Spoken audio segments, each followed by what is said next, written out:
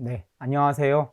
당국대학교 일본연구소 HK 플러스 사업단 향기인문학센터 용인인문학 특강을 맡은 한국외국어대학교 한동현입니다. 오늘 강의는 용인의 첨단 산업, 천년을 잇다라는 제목으로 용인의 서리 고려백자 요지와 반도체 클러스터 단지를 각각 살펴보고 두 산업 분야의 연관성을 용인이라는 지역학적 맥락에서 살펴보고자 합니다.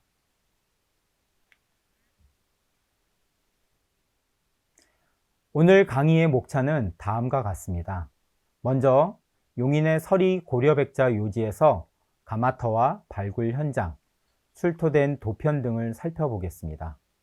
그리고 다음으로는 용인의 반도체 클러스터에 관련된 사항을 살펴보면서 도자기 산업과의 연관된 사항을 확인해 보도록 하겠습니다. 마지막으로 용인에서 도자기와 반도체 이 두 산업의 유사성 및 그 맥락을 생각해 보도록 하겠습니다. 먼저 용인의 서리 고려백자 요지를 살펴보겠습니다. 우리 생활 속에서 도자기가 차지하는 의미를 간략히 설명을 드리자면 생활 문화에서는 오늘날보다 더욱 중요한 의미를 도자기가 차지하고 있습니다. 인류가 농경사회로 진입하면서 음식을 불에 익혀 먹는 화식을 하게 되었죠. 그러면서 실생활에 있어서 음식을 그릇에 담고 먹을 수 있는 그릇, 용기를 필요로 하게 되었습니다. 그래서 인류의 문명이 시작될 때 흙으로 그릇을 만들기 시작하였고 토기를 만들어 사용했으나 흡수력이 높고, 즉 토기에 물이 흡수되는 흡수되는 양이 많고 흡수력이 높고 또 흙으로 만들었기 때문에 내구력이 약하다는 결점이 있었습니다. 그래서 어떻게 하면 단단하고 잘 깨지지 않는 그릇을 만들 수 있을까를 고민하던 끝에 굴 형태의 가마를 만들어 단단한 경질 토기를 만들게 되었고, 이와 동시에 물레를 고안하여 그릇을 손쉽게 그리고 다량으로 생산할 수 있게 되었습니다. 물레의 도움은 사실 이 도자기를 제작하는 데 있어서 크게 기여하였습니다. 물레를 돌리면서 그릇을 빚는 속도를 굉장히 높일 수 있었고, 또한 그 빠른 속도로 인해서 다량의 그릇을 신속하게 제작할 수 있게 된 것이죠. 그래서 당시 인류가 물레를 고안했다는 것은 지금으로 치면 최신의 도구를 발명한 것과 맞먹는다고 할 수 있습니다. 한마디로 이러한 물레는 도자기의 대량 생산 체제를 가능하게 해주었습니다. 자, 그러면 이러한 도자기 산업이 우리나라에서 활발했던 지역을 생각해 보신다면 어느 지역이 떠오르시나요?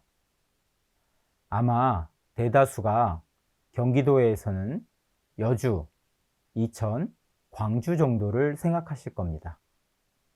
실제로 이 지역에서는 도자기 문화 축제가 해마다 열리며 많은 자기 가게들이 그 지역에 위치해 있고, 또 많은 시민들이 축제를 즐기면서 다양한 도자기를 접하며 실생활에 쓸 수 있는 생활자기도 많이 구입하고 있습니다. 그러다 보니 이 지역이 도자기 문화의 중심이라고 생각하시는데요. 실제로 그런데 과거의 용인에서도 이러한 도자기 문화가 융성했었습니다. 용인은 예로부터 산이 많고 수풀이 우거져서 땔감을 구하기 쉽고 백자에 쓰이는 백토인 고룡토가 나올 뿐만 아니라 하천이 많아 물길을 따라 배로 운반하기 좋은 장점을 가지고 있었습니다. 즉 용인은 도자기의 주요 재료인 고룡토가 나올 뿐만 아니라 나와서 쉽게 재료를 구할 수 있고, 또한 산이라는 지형을 이용해서 다양한 땔감 재료를 얻을 수 있었습니다. 또한 5대 하천이 용인에 위치해 있어서 이 수로를 이용을 해서 도자기를 운반한 거죠.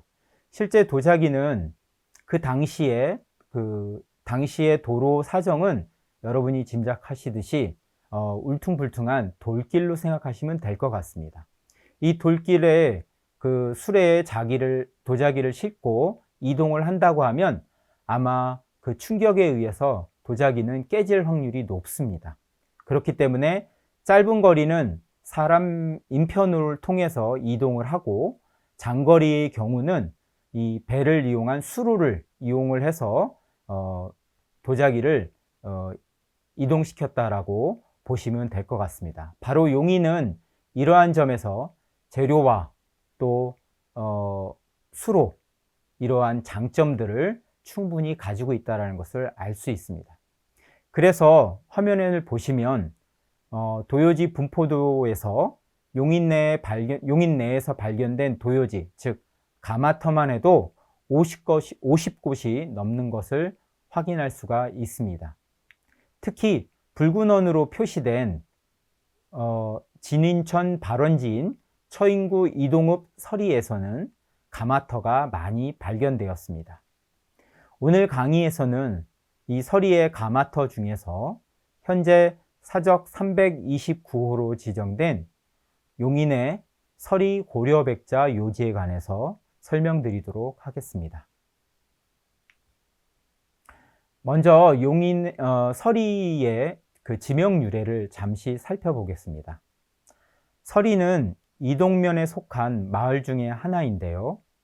본래 용인현의 상동촌면의 서동 지역인데 1914년 행정구역을 개편할 때 상반, 하반, 덕곡, 불당골, 지곡 등을 합쳐서 상동면의 서쪽에 있다고 하여 서리라고 불리게 되었습니다. 화면에서 보시는 이미지는 용인 서리 고려백자 요지의 전경입니다. 아마 여러분들이 이 이미지를 그냥 보셔서는 실제로 가마터와 그런 퇴적층을 구분하기 어려우실 텐데요. 붉은 원으로 표시된 지점이 1989년에 문화재 구역으로 지정된 가마터와 퇴적층입니다. 이미지를 잠시 보시면 실제 이 지역이 가마터와 퇴적층입니다. 요 사이가 가마터에 해당이 되고요. 요 옆에 도자기 파편의 퇴적층으로 이루어져 있습니다. 1989년 문화재 구역으로 지정되기 이전에는 이렇게 보시는 바와 같이 나무와 수풀이 우거져서 사실 그 지역을 가마터로 인식하기는 일반인들에게는 어려운 점이 있습니다. 또한 더욱이 주변에 이렇게 다양한 시설들이 자리 잡고 있어서 설마 이 지역이 이전에 도자기를 제작했던 가마터라고는 짐작하기 어려웠던 것이죠. 이렇게 가마터 뒤에는 수풀이 우거진 산이 있고 그래서 도자기 제작에 필요한 재료를 손쉽게 얻을 수 있었음을 충분히 짐작할 수 있습니다. 또한 뒤에서 설명하겠지만 가마터의 뒷산을 넘어가 직선거리로 이동을 한다면 서리에서는 진인천과 경안천에도 빠르게 닿을 수 있어서 물자의 수송에도 유리한 점을 갖추고 있습니다. 자, 이미지를 보시면 요 뒷산 너머로 골프장이 지금은 들어서 있는데요. 이 뒷산에서 작은 그 길이 나 있고 실제로 이 길을 통해서 이쪽에 진이천과 이 위쪽에 경안천 쪽으로 직선거리로 이동할 수 있게 됩니다. 그럼 아까 설명드렸듯이 이 짧은 단거리는 인편을 통해서 도자기를 수송하고요. 그 하천에 이르러서는 배를 이용해 아마 당시에 이제 수도로 도자기를 이동하고 아니면 진이천을 이용해서 서해로 아마 도자기를 수출하거나 이송할 수 있었을 겁니다. 다음으로 용인의 서리 고려백자 요지의 그 발굴 과정과 그 과정에 기여한 인물들을 살펴보도록 하겠습니다. 먼저 이 요지를 발굴한 인물을 살펴보면 용인의 서리 고려백자 요지는 일제강점기인 1930년대 일본인 학자 아사카와 노리타카에 의해 발견되었습니다. 화면의 이미지에서 왼편에 계신 분이 아사카와 노리타카이시고 옆에 있는 분은 동생인 아사카와 다쿠미입니다. 바로 이분이 아사카와 노리타카이시고 이 옆에 있는 분은 조각가인 동생입니다. 아사카와는 조각가인 동생 다쿠미와 함께 조선의 도자기를 연구하였는데요. 우리나라의 도자기에 매료되어서 이 한반도 국내에 700여 곳 이상의 가마터를 조사하였고 실제로 조선 도자의 신이라는 그런 별칭으로도 불리게 되었습니다. 이후 국내 학계에서는 1960년대에 전 국립중앙박물관장이신 정양모 선생님께서 화면에서 오른쪽에 계신 분입니다. 이분이 용인의 서리 고려백자 요지가 고려시대 초기 요지임을 확인하면서 학계에 널리 알려지게 되었습니다. 그 후 1982년에 호암미술관이 개관을 하고 이 호암미술관에서는 1960년대에 알려진 정보를 바탕으로 1983년과 1984년에 서리 일대에 대한 지표조사를 실시하였습니다. 그리고 이후 1984년, 1987년, 그리고 1988년 이렇게 세 차례에 걸쳐 학술 발굴 조사가 진행되었고 드디어 마침내 1989년 1월 10일 사적 제329호로 용인 서리 고려백자 요지가 사적으로 지정되었습니다. 처음 조사할 때의 모습의 이미지입니다. 보시면 이 이미지에서 그냥 벌판에 이제 아마 겨울쯤이겠죠. 벌판에 나무 몇 그루와 그냥 골이 패어진 것을 볼 수 있는 정도로 인식할 텐데요. 바로 이 부분이 가마터에 해당이 됩니다. 그리고 이렇게 나무가 자라 있는 이 지역은 바로 도자기를 만들 때 실패한 자기의 파편, 그리고 도자기를 제작할 때 사용했던 도구들의 그런 파편들이 이러한 퇴적층을 이루고 있습니다. 처음 조사할 때는 11세기 경으로 출현 시기가 추정되었는데요. 이 고려백자 요지의 그 출현 시기가 약 11세기 정도로 예상되었습니다. 그런데 실제 발굴 조사 이후에는 9에서 10세기 경으로 100년 이상이나 그 시기가 앞당겨졌습니다. 그 이유는 초기 청자에서나 볼 수 있는 해무리 굽이 백자편에서도 발견된 겁니다. 이러한 유사점은 뒤에 나오는 이미지에서 확인해 보실 수 있습니다. 다음은 공중 촬영한 가마터의 발굴 이미지입니다. 보시는 바와 같이 공중에서 촬영한 이미지에서 이 가마터의 규모가 얼마나 거대한지를 충분히 파악하실 수가 있습니다. 실제 이 가마터의 전체 길이는 83m에 이르는 초대형 가마입니다. 전 세계에서 이 정도의 규모의 가마터는 아직 발굴되지 않고 있습니다. 사실 화면의 이미지로는 가마터의 규모를 여러분들이 짐작하기가 어려우실 텐데요. 다음의 이미지를 보시면 아마 약간은 가늠하실 수 있을 겁니다. 지금 보시는 이미지는 가마터를 복원한 모형입니다. 이미지에 보이는 부분은 가마터의 아궁이에 해당됩니다. 바로 이 지점이 가마터의 아궁이에 해당됩니다. 보시는 바와 같이 사람의 모형이 이 정도의 크기라고 할 때 가마터가 얼마나 거대한지 충분히 이 이미지를 보시면 미루어 짐작하실 수 있겠습니다. 그리고 가마터의 양 옆에는 약 2.5m에서 3m의 간격으로 27개의 출입구, 드나드는 입구가 있었고요. 역시 각 출입구마다 사람들이 장작을 떼는 이러한 모습들을 발견할 수 있습니다. 그리고 이러한 여기에 사용된 땔감이라든가 그러한 완성된 자기, 이러한 규모들을 봤을 때 얼마나 이 가마가 규모가 큰지를 미루어 짐작하실 수 있겠고요. 당연히 이 옆에 있는 이 퇴적층의 규모도 이 가마 규모에 비례해서 엄청나다라는 것을 확인하실 수 있겠습니다. 그래서 이러한 가마의 규모는 오늘날에도 사실 상상하기가 어려운 그런 규모인데요. 가마의 구조를 자세히 보시면 벽돌 가마나 진흙 가마 모두 아궁이로부터 굴뚝부에 이르기까지 일자형 계단 구조를 보이고 있습니다. 보시면 이렇게 아궁이로부터 뒤에 굴뚝에 이르기까지 이렇게 일직선의 일자형 형태로 되어 있고 이 옆에 계단이 쭉 놓여 있어서 이 가마를 따라서 올라가면서 작업을 했다라는 것을 알 수 있겠습니다.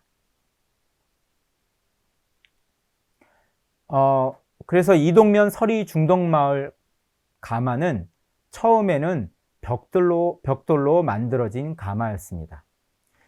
벽돌로 만들어진 가마, 이 기술은 중국에서 들여왔는데요. 초기에는 중국에서 들여온 기술 그대로 벽돌 가마를 사용했습니다. 그러다가 벽돌과 진흙으로 만들어진 가마를 혼용해서 사용하다가 나중에는 진흙으로만 만든 진흙 가마로 변화되었습니다. 이것은 점차 우리의 방식으로 이 기술을 소화하고 변화를 이루어낸 것을 알 수 있습니다. 벽돌 가마는 길이가 약 40m이며 폭은 1.8m 정도입니다. 진흙 가마는 먼저 벽돌 가마를 없애고 30에서 40m의 가마를 위아래로 옮기면서 사용하다가 나중에는 83m에 이르는 거대한 초대형 가마를 만들어 사용한 것입니다. 가마 출입구는 아까 말씀드린 대로 3m 간격으로 27개나 남아 있습니다. 가마의 굴뚝 부분을 보시면 서리의 가마터 출토 상황을 확인할 수 있습니다. 유적지 그 중심 가마 양쪽에 높이 약 6m 정도의 거대한 구릉을 형성하고 있는 퇴적층이 발견되는데요. 바로 이 부분입니다. 이 크기가 약 6m 정도를 형성하고 있어서 어찌 보면 구릉을 작은 언덕과 같은 구릉으로 착각할 정도입니다. 주로 여기에는 아까 설명드린 대로 도자기를 구울 때 사용한 갓발 파편과 폐기된 도자기 파편들로 이루어져 있습니다. 여기서 갓발은 그릇을 가마에 쌓을 때 그릇 위에 씌워서 이 자기 위에 재가 앉는 것을 방지하고 불길이 직접 그릇에 닿지 않게 하는 흙으로 빚은 뚜껑을 말합니다. 그래서 그릇을 포개어 굽는 것보다 질과 색이 우수해서 비용이 많이 들어가는 최상급의 도자기를 제작할 때 사용한 도구를 말합니다. 다음 이미지는 아까 그 아궁이와 굴뚝불을 연결해서 가마터 전체를 복원한 모형입니다. 보시면 이 전체 이러한 형태로 구성이 되어 있고 옆에 출입구가 나와 있는 것을 보실 수가 있겠습니다. 서리의 고려백자 가마의 규모로 볼 때 자기 생산을 위해 아마 투입된 인력의 규모도 역시 매우 컸을 것으로 짐작이 됩니다. 이렇게 83m에 이르는 규모의 가마인 경우는 많은 인력이 투입됐을 거고 이 인력도 역시 단순한 인력이 아니라 고급 기술을 갖춘 기술자였을 것으로 짐작이 됩니다. 그러면 이 가마를 이용을 해서 도자기를 굽는다면 거기에 들어가는 재료, 투입된 인력, 그리고 그 생산된 자기의 수를 볼 때 엄청난 규모의 산업 자본이 이 도자기 산업을 중심으로 흘러갔을 것을 충분히 짐작해 볼 수 있을 것 같습니다. 특히 가마의 경우 불 조절이 쉽지 않을 겁니다. 이 불 조절이야말로 기술의 그 핵심에 해당되는 부분이고요. 당연히 고급 기술자가 이 부분을 담당했을 겁니다. 그래서 이러한 도자기 산업의 당시의 그런 사회적 맥락에서 도자기 산업을 이해해 보면 초기 서리 가마 이 생산 최고 책임자는 이 지역의 호족이나 귀족, 또 지방 세력과 연계된 권력을 이용해서 아마 효율적인 재료 조달과 생산 활동, 수송을 위한 분업 체계 등을 갖추고 자기를 생산했을 것으로 짐작됩니다. 바꿔 표현하면, 다시 말하면 많은 인력을 동원하고 많은 재료를 적절한 시간에 맞춰서 운송해 오고 또 생산된 자기를 시장에 내다 파는 이러한 생산 분업 과정들이 효율적으로 이용되려면 그야말로 권력 체계가 연동되지 않을 수가 없었을 겁니다. 그래서 서리백자 가마는 9세기에서 11세기에 이르는 도자기 생산의 실태와 그 변화상을 자세히 보여준다고 할 수 있습니다.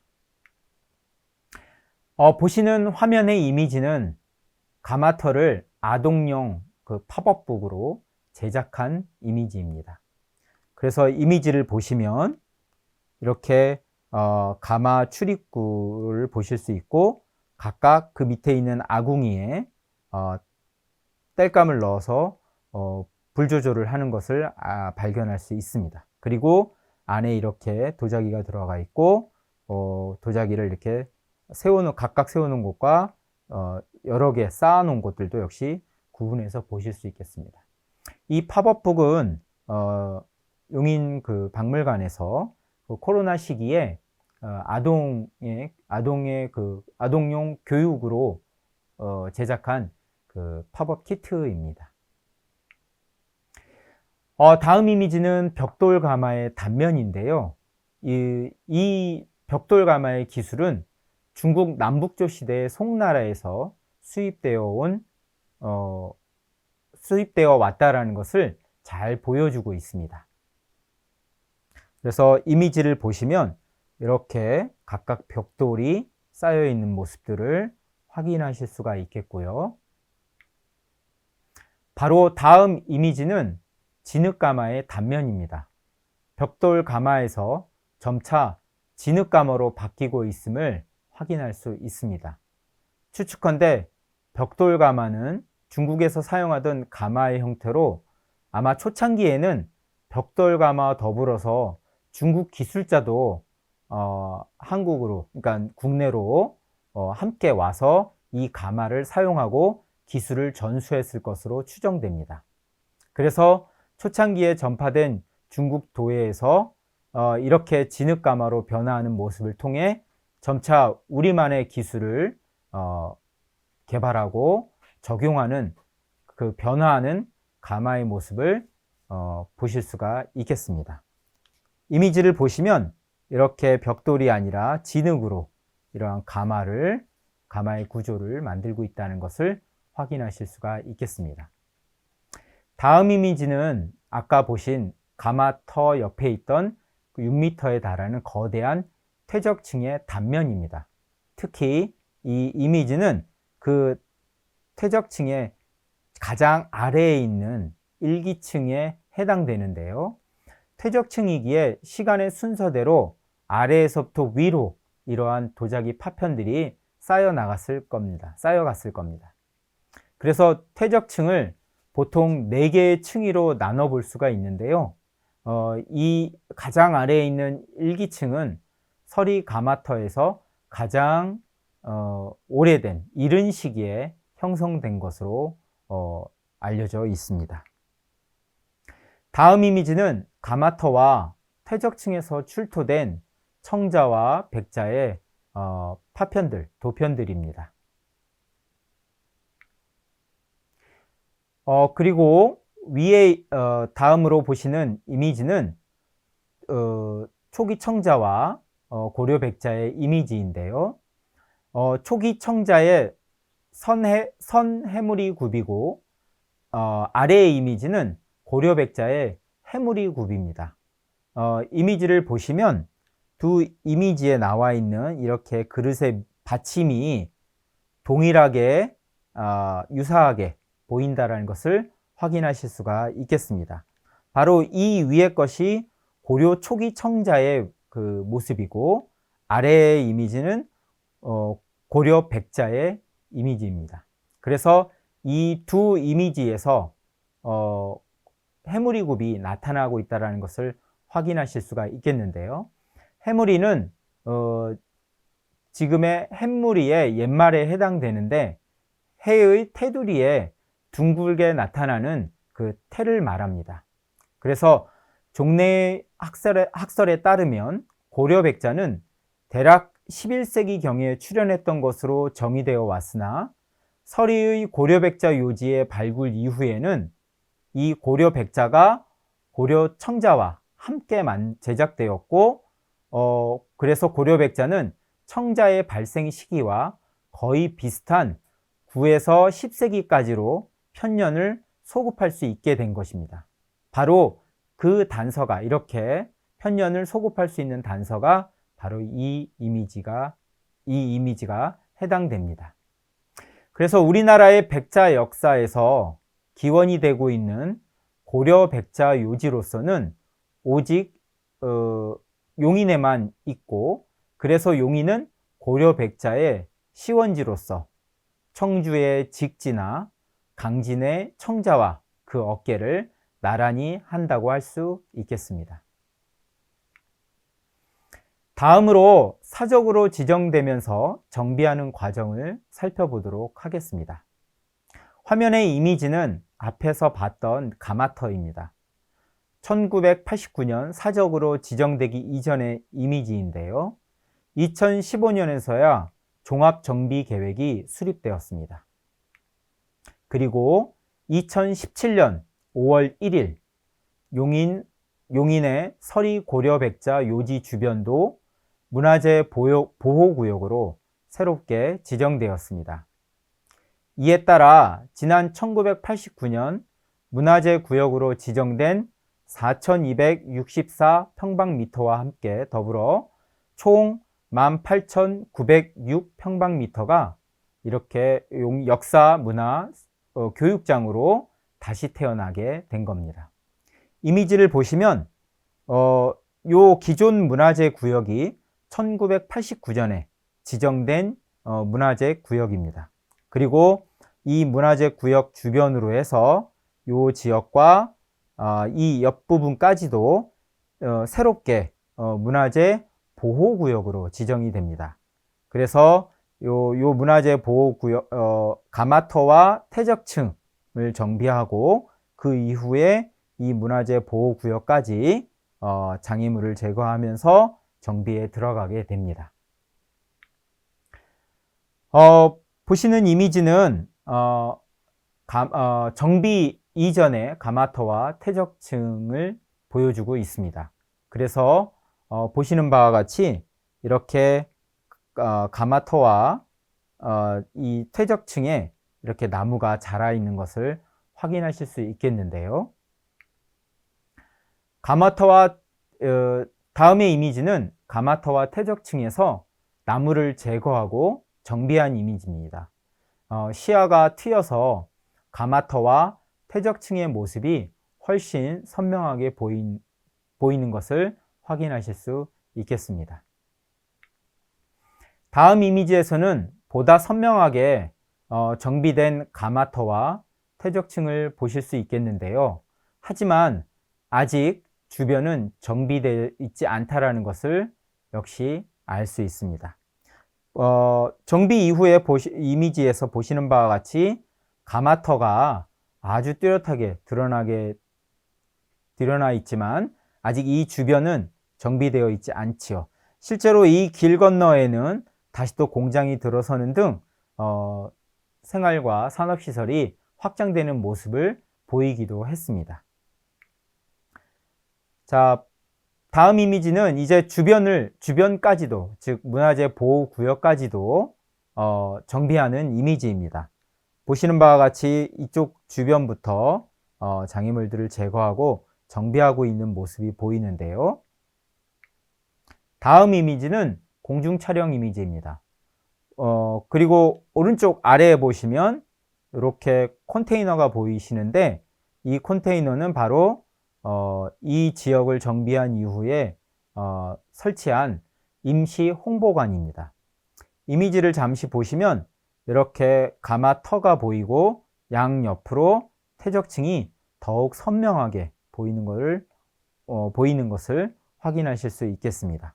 그리고 이 주변도 역시 정비해서 이 전체가 이제는 문화재 구역으로 잘 보존되리라 예상되고 또한 역사 교육의 현장으로 충분히 활용될 것으로 예상됩니다. 그런데 정비 기간을 살펴보면 2017년 문화재 보호구역으로 지정되고 토지 매입과 정비하는데 5년 정도가 걸립니다. 이와 관련된 후일담을 좀 말씀드리자면 이 주변에 토지 소유자가 외국에 거주하고 있어서 실제로 토지 매입을 하는 과정에 있어서 접촉을 하였는데 그 사이에 코로나 팬데믹으로 국내 입국이 어려워져서 토지 매입하는데 시간이 오래 걸렸다고 합니다. 코로나가 이 우리나라의 그 문화 현장에 미친 영향을 또 간접적으로도 살펴볼 수 있는 사건이라고 할 수 있겠습니다. 다음은 공중 촬영한 이미지입니다.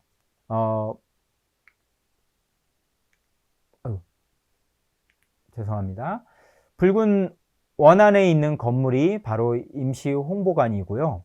자, 이 이미지를 보시면 이 산 뒤편으로 이렇게 골프장이 들어서 있는 걸 확인할 수 있습니다. 이 뒤쪽으로 해서 작은 길들이 나와 있었고 진이천과 경안천으로 연결된 것을 나중에 또 지도를 통해서도 확인할 수 있겠습니다. 보시는 이미지는 그 임시 홍보관 그 컨테이너의 모습이고요. 다음 이미지는 임시 홍보관 내부의 모습입니다. 홍보관에서는 영상과 사진 그리고 좀 더 상세한 설명 자료들이 제공되어 있어서 용인의 서리 고려백자 요지에 대해서 좀 더 파악해 보실 수 있는 기회를 방문을 통해서 얻으시면 좋을 것 같습니다.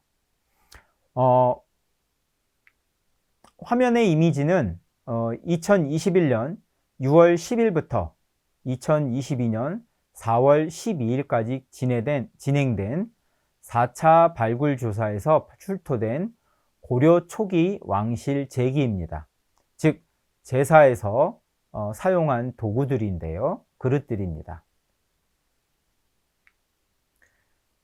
보는 이 이미지에서 보와 괴가 있습니다. 보는 벼와 조를 담는 네모난 형태의 그릇을 말하고요. 괴는 기장을 담는 둥근 형태의 그릇을 지칭합니다.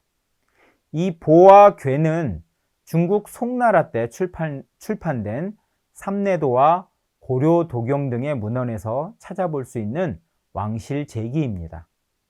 이처럼 양호한 상태의 제기가 다량으로 출토된 사례는 용인의 서리 고려 백자 요지가 최초입니다.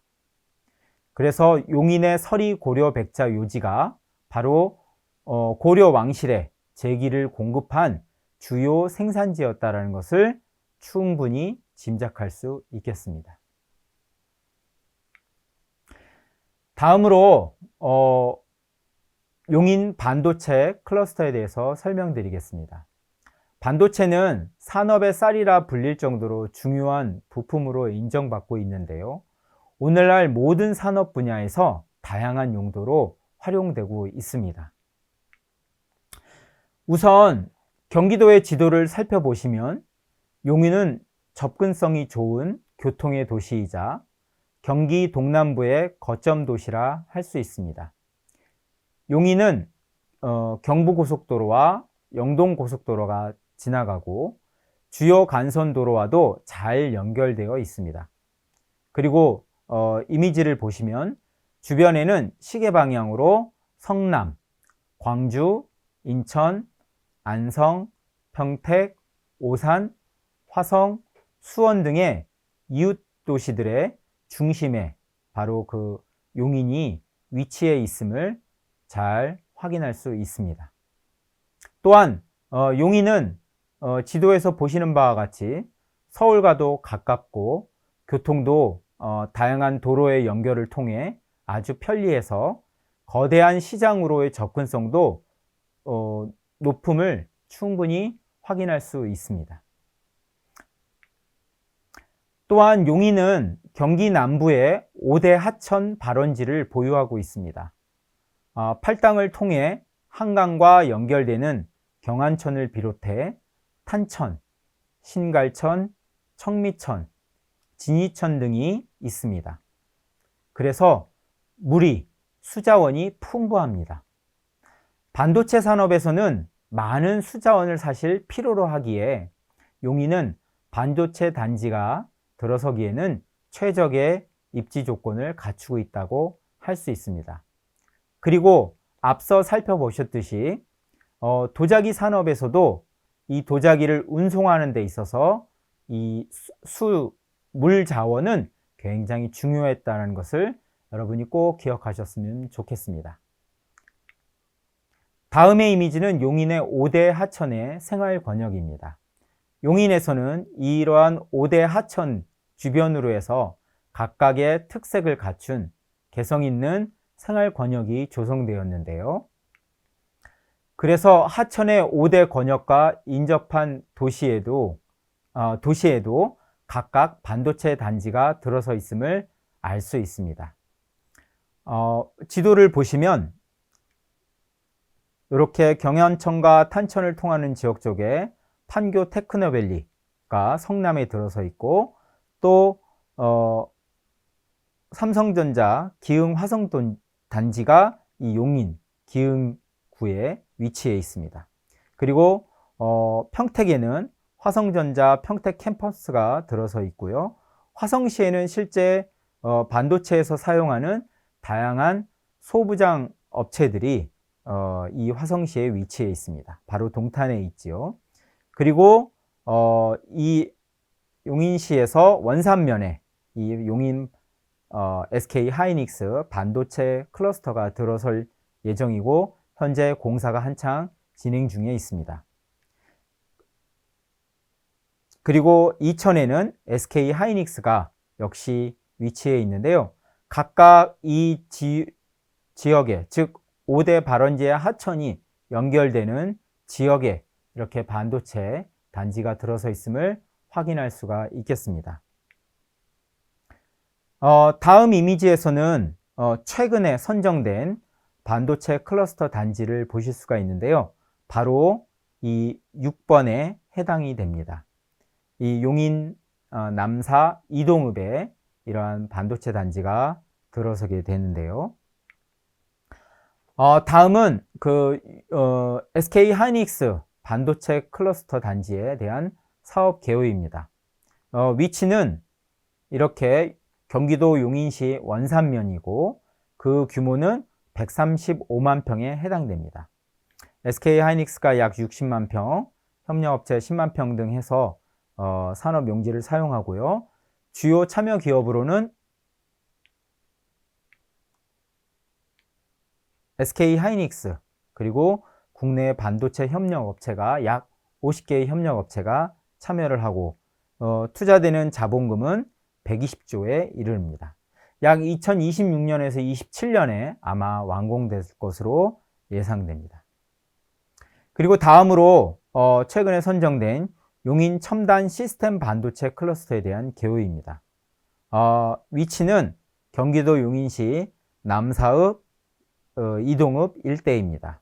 그 규모는 215만 평에 달하고 그 투자되는 금액을 보면 2042년까지 약 300조 원의 엄청난 규모의 자본이 투자되는 것을 알 수 있습니다. 실제로 고용된 인력의 그 규모는 160만 명에 달할 것으로 보고요. 이에 따른 생산 그 효과는 약 700조 원에 달할 것으로 보입니다.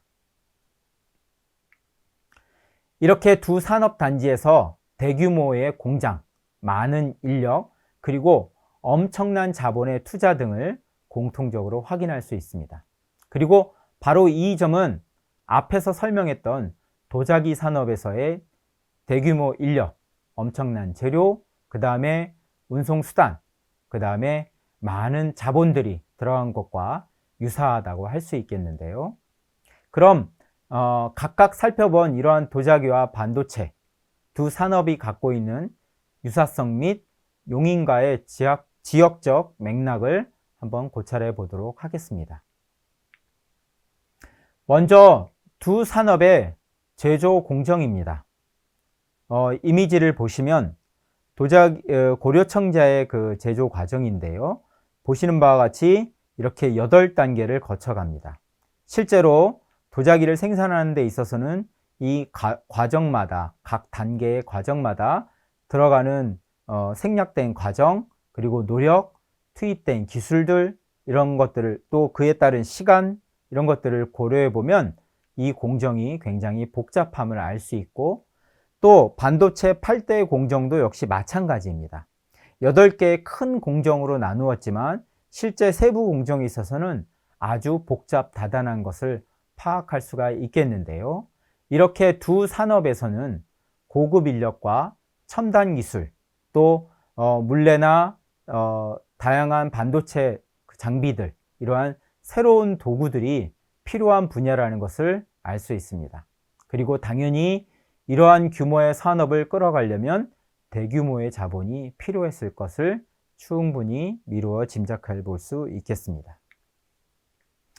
아까 보셨던, 다음 이미지는 아까 보셨던 이미지인데요. 가마터 뒤편에 산이 있습니다. 이렇게 보시는 바와 같이 이미 이렇게 산이 있는데요. 이 지형을 지도에서 살펴보시면 지금은 이렇게 가마터 백자요지 뒤쪽에 골프장이 들어서 있는 것을 알 수 있습니다.